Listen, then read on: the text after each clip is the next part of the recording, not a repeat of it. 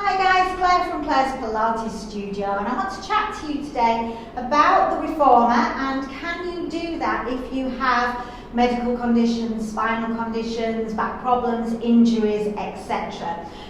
It looks scary, doesn't it, if you've not done reformer before. It looks a little bit medieval, a little bit like a torture machine, but it is actually a really fantastic rehab tool. I remember years ago when I was getting into Pilates and reading about Joseph Pilates rehabilitating dancers, and at the time I was only familiar with mat work and I wasn't quite sure how he got this strength in the feet.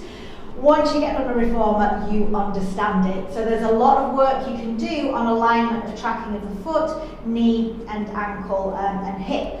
The great thing about it as well is you're laying down. So a lot of people with knee injuries find without that gravity pressing down through the knees, they can manage a lot of the exercises on the reformer, whereas squats just kill them. You can put a light resistance on the reformer, a light swing tension, and they can manage that, and you can work on tracking with a ball between the knees or a band around the legs.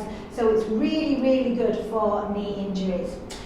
Now in terms of spinal conditions, the original repertoire of Pilates exercises has a lot of loaded forward flexion, which is a no-no. We know you don't meant to pick up a load like that. We know that now. Joseph Pilates didn't have that knowledge at the time, but we know that. So with my reformer training, I've really looked at the original repertoire and looked at what we now know. What do we know about neutral spine? Joseph Pilates didn't have that knowledge.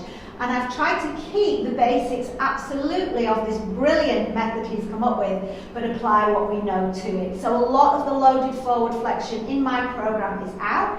You can certainly do it if it works for you. There's some loaded forward flexion exercises I love to do myself, but generally for the general public I've taken those out, and I've looked at functional exercises, things that people can do. You will have Googled reformer and thought, wow, how the heck do I do that? How the heck would my clients do that?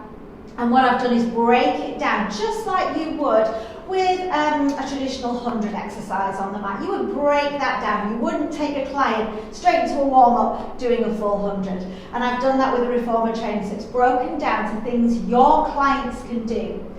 And with each exercise, I also explain contraindications, or I kind of get you to think about contraindications during the training. But we go through who shouldn't do this, how you can adapt it for each client. So you have loads of material at the end that you can use with real people with conditions, Ethel with a back problem, Frank with a shoulder issue, all of those people that you need to adapt to, you can use these exercises. So some of the traditional Pilates reformer exercises are very difficult, are very advanced, and a loaded forward flexion, but what I teach is something that you can absolutely use, and I have found it invaluable.